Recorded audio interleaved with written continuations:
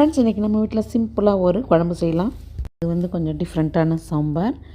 பாருங்கள், பருப்பு, தக்காளி, வெங்காயம், பூண்டு, பெருங்காயத்தூள் எல்லாம் போட்டு 2 விசில் வேக வச்சுட்டேன்.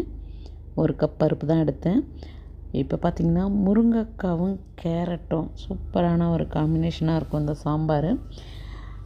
ஸ்டவ் ஆன் பண்ணிவிட்டு பேன் வச்சுட்டு எண்ணெய் ஊற்றி கடுகு, உளுத்தம்பருப்பு, கொஞ்சம் வெங்காய வடகம் போட்டிருக்கேன். வெங்காயம் நீல வாக்கில் கட் பண்ணி நல்லா வதக்கிட்டு, தக்காளி நல்லா வதக்கிட்டேன். ஒரு தக்காளி ஏற்கனவே நான் வந்து பருப்புலேயும் போட்டிருக்கேன், ஒரு வெங்காயம் தக்காளி.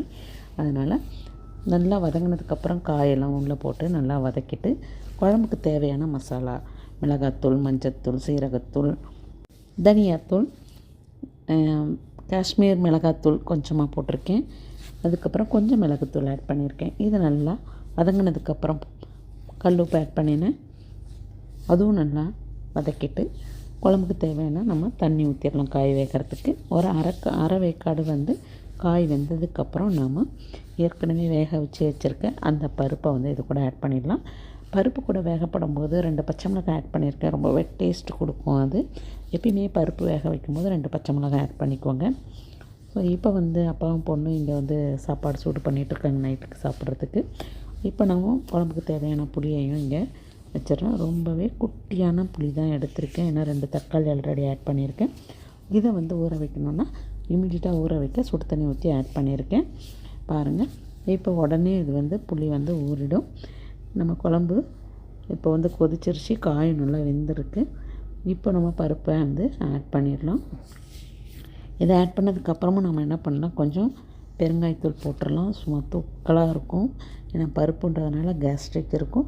அதனால் கொஞ்சம் பெருங்காயத்தூள் நம்ம தூக்கலாக சாப்பிடும்போது அந்த சாம்பாரோட டேஸ்ட்டே வேறு லெவலில் இருக்கும்.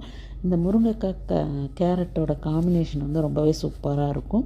எப்பயுமே முருங்கைக்காய், கத்திரிக்காய், மாங்காய் போட்டு தான் சாம்பார் வைப்போம்.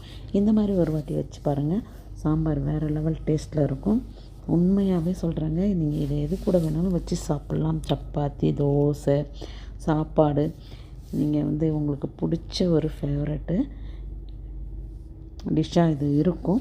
ஸோ இப்போ காயெல்லாம் நல்லா வெந்ததுக்கப்புறம் நம்ம புளி ஊற்றலாம். இல்லாட்டிக்கு முருங்கைக்காய் வேகாது.